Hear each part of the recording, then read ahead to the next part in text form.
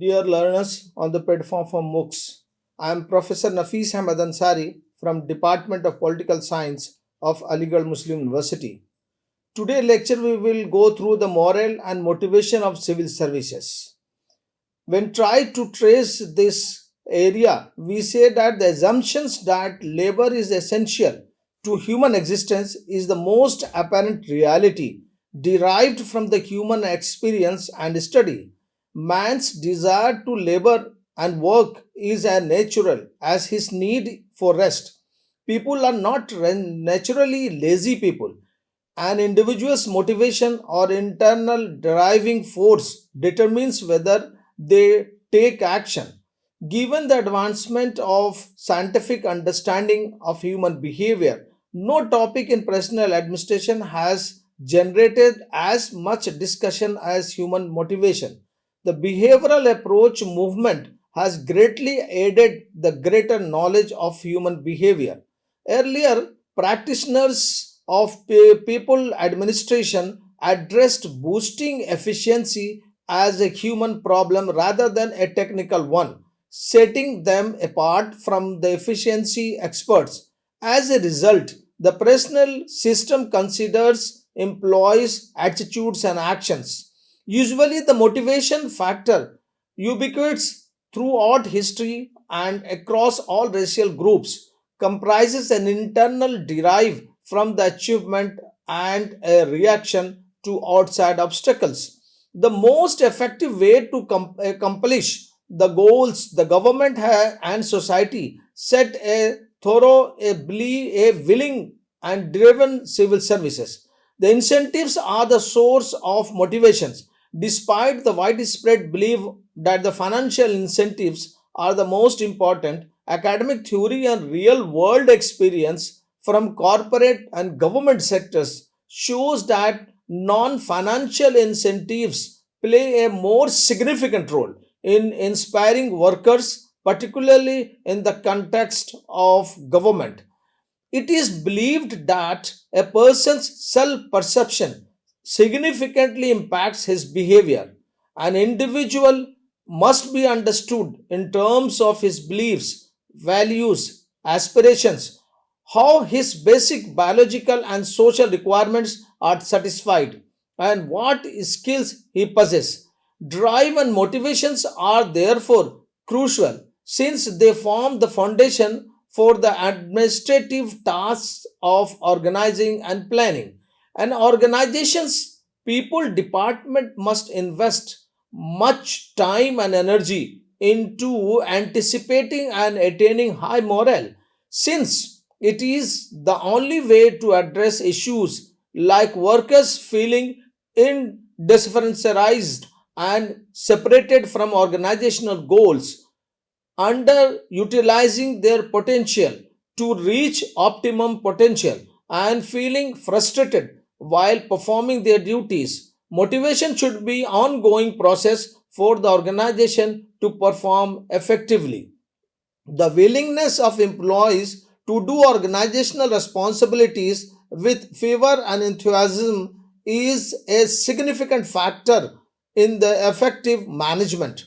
The methods employed by the organization to secure the ability and willingness of its personnel are critical to its successful operation. Since moral interactions, behavior, motivation, and ability affects human performance, strategies and policies will boost morale and motivation will create a moral fulfillness work environment. Motivation, what does it means? When we try to understand the motivation, the Latin word movere, which means to move, it where the term motivations first appeared. So when we say the meaning of the motivation, we find this word from the movere, a Latin word, and this Latin word simply means to move. The practice of encouraging people to achieve both their personal and organizational goal is known as motivation. A person is motivated to work for variety reasons. This includes working to support oneself, achieving professional and personal fulfillment, or take on the challenge once link of work presents. Numerous ideas has been proposed and extensive research has been conducted on motivations. Motivation is now commonly acknowledged as a complicated topic and many circumstances affects the person's motivations. When we try to trace out the objectives of the motivations, then we say that the psychologists and sociologists have proposed two fundamental concerns about the human behavior that motivation aims to address: why a person feel compelled to act and what influences the course of that action. Let's talk about the opinion of a few distinguished sociologists and psychologists who have studied human behavior in various settings. Number one is the Skinner claims that the objective purpose of motivation is to teach someone how to behave in a way that is deemed desirable or beneficial.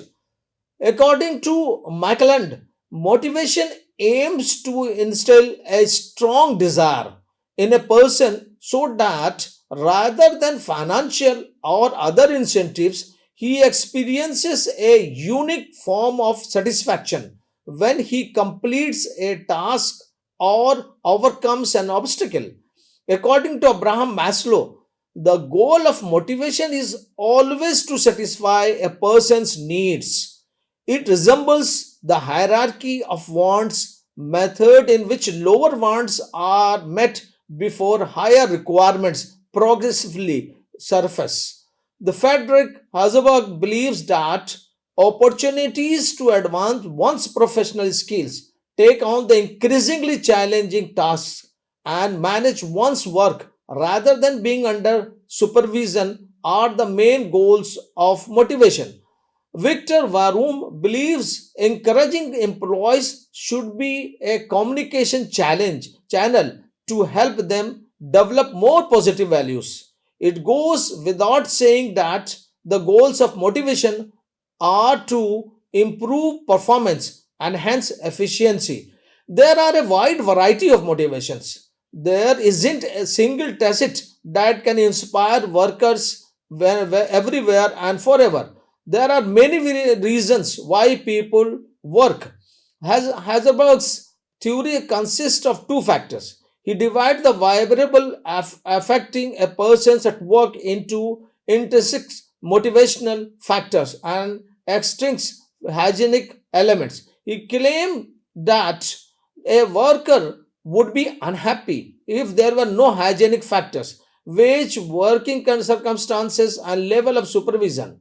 However, employee satisfaction would be influenced by motivational elements such as status, recognitions, a sense of personal accomplishment, and the demanding nature of task. Although researchers have frequently argued against categorizing the components into two groups, it is generally agreed upon that addressing a wide range of factors is necessary to raise employees' motivation levels in every given firm. Of course, a public servant's financial pay is one of the most significant distinct motivators. However, a previous mentioned public employee may be largely influenced by several non-monetary reasons in addition to their pay. Sixth pay commission recommendations, when we say the benefits a public servant receives just by working for the government are divided into two main categories by the sixth pay central pay commissions: transactional benefits and relational benefits.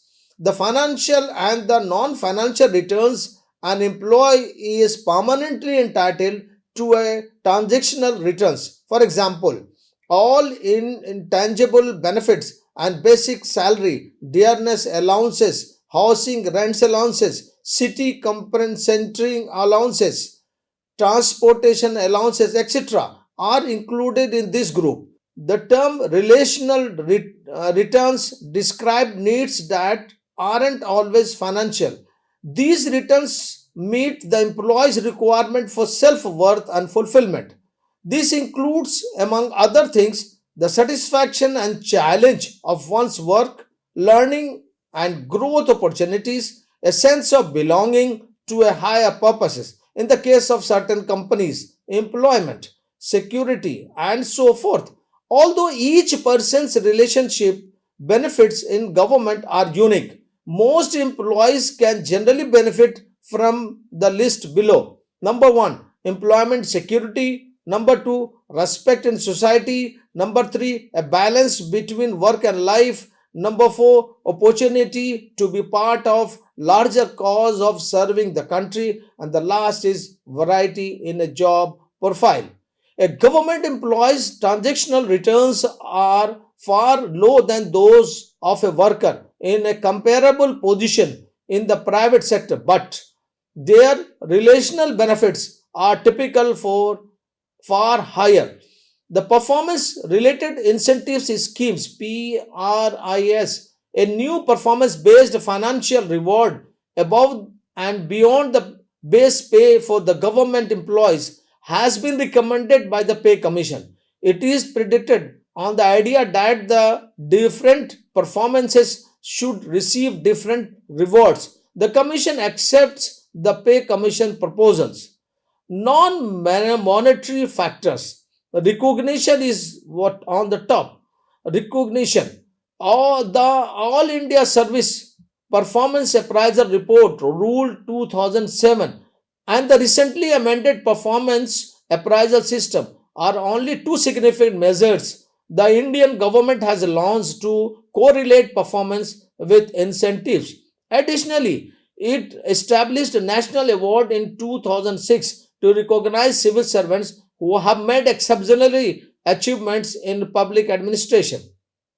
Each year on Civil Service Day, these honors are formally acknowledged.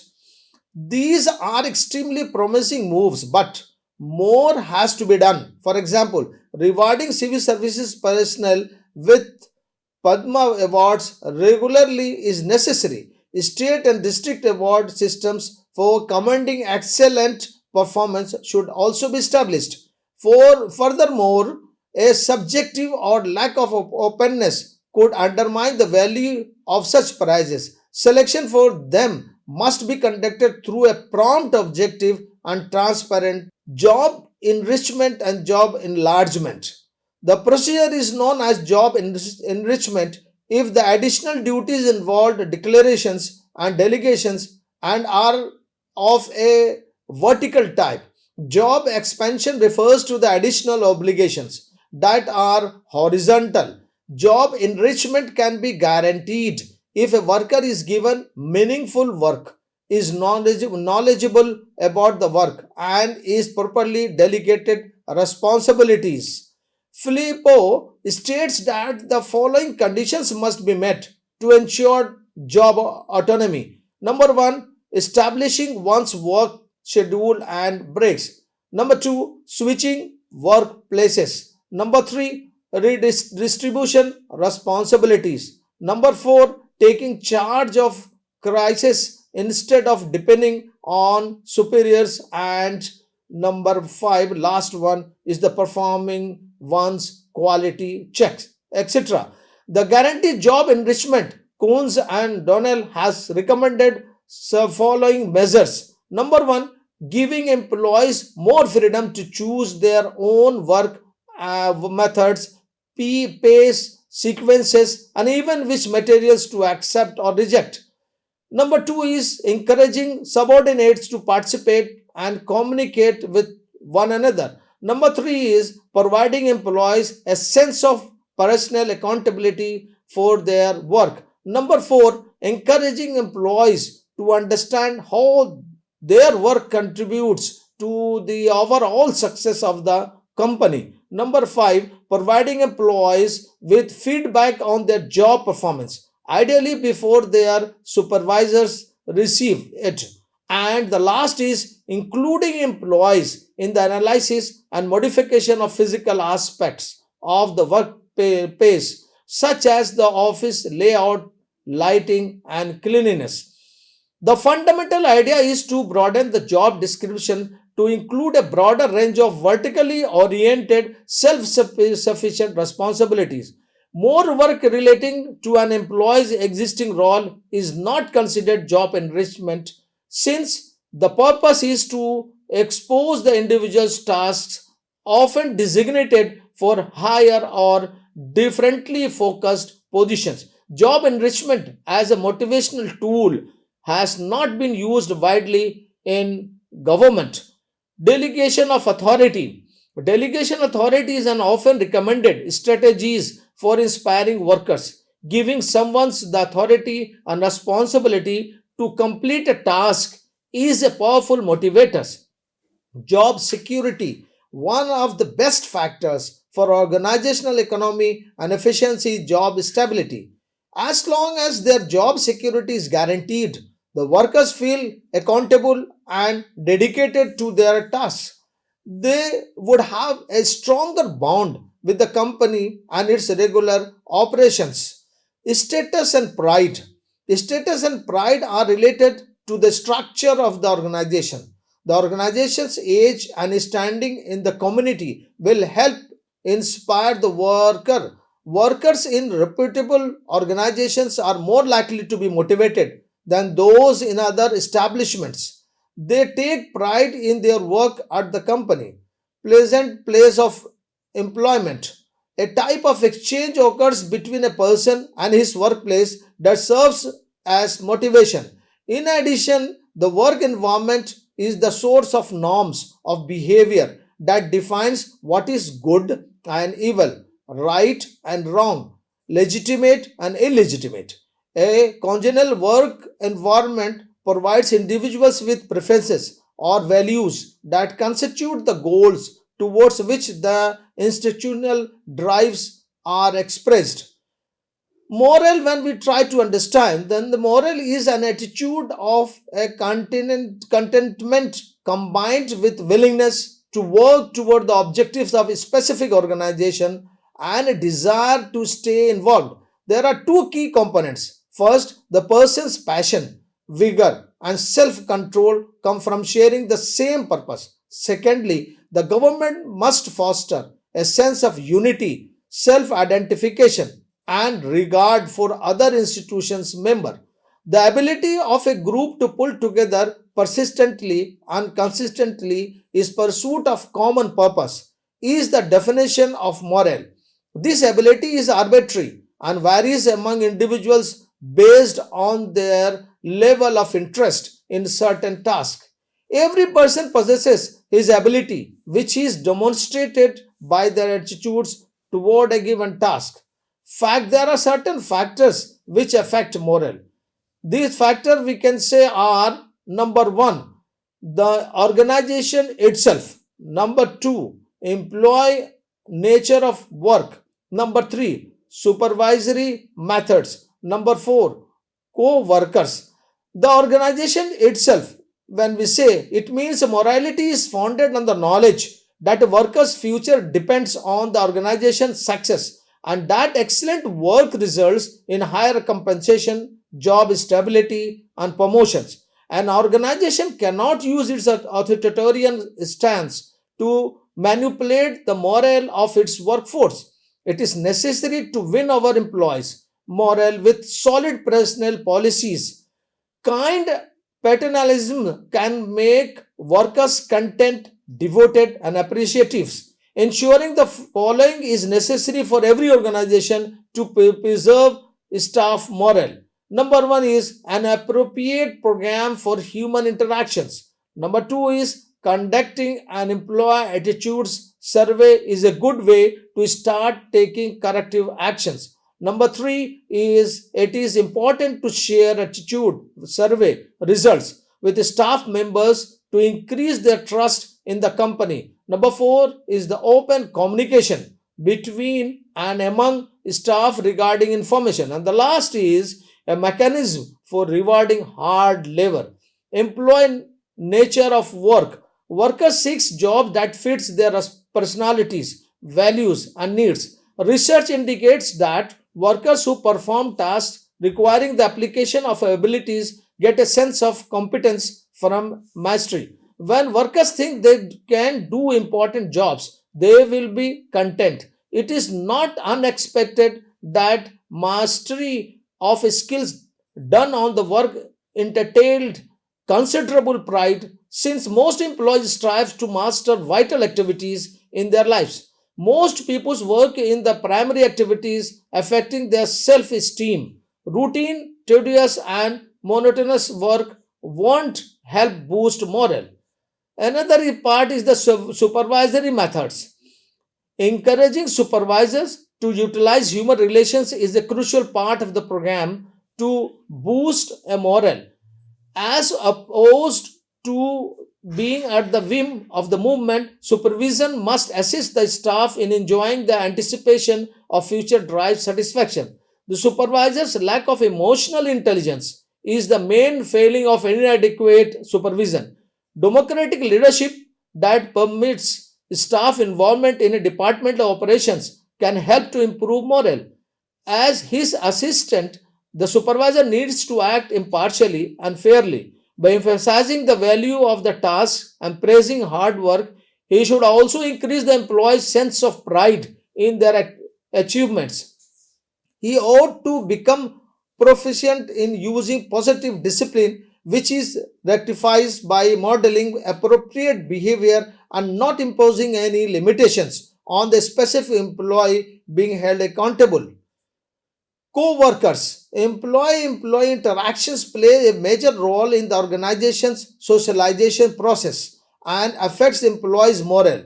Formal training, institutional policies, and procedures might not be enough to help new hires comprehend the expectations of their positions within the organization. The informal support, camaraderie, and the collaboration of fellow staff members will aid to the new corners in completing the tasks allocated by the organization. The lack of cooperation, envious attitudes, and carelessness of the co-workers lead to an unfavorable work environment. Positive attitudes are generated among the employees when they engage in a competitive spirit and take on challenging tasks. It also boosts team spirit. Removing the cause of dissatisfaction. Many factors highlighted by the Sixth Pay Commission can cause government workers and officials unhappy. Among these elements, few are unfair personnel policies, unsatisfactory working circumstances, over or under supervision, a lack of fair play in the workplace, indiscipline, a lack of transparency in the workplace, a dearth of opportunities for self expression, and the last we can say is the interference with the achievement of goals. The aforementioned elements are widely recognized by frequently disregarded since employee motivation isn't given enough attention. According to the Commission, the chief of the each office should be in charge of making sure that a friendly work atmosphere is established. Indeed, a supervisory officer's ability to resolve the aforementioned dissatisfactories and foster a friendly work environment should be considered when assessing their performance. Now, concluding these areas, we can say that the motivation and the morale of civil servants are crucial for the success of government. The government is reasonable for creating a work culture that foster high motivation and morale among the civil servants. By addressing the factors that influences motivation and morale, such as effective leadership, job satisfaction, and a conducive work environment, the government can ensure that civil servants are motivated to perform their duties to the best of their abilities, ultimately leading to the achievement of the government's goal and objectives. Assessing each employee's motivation level inside a firm is essential. As a result, every firm needs to set up a system for routinely assessing the level of motivation among its personnel through motivational servants. Furthermore, it must be realized that motivation is means to an end, better performance. Thank you.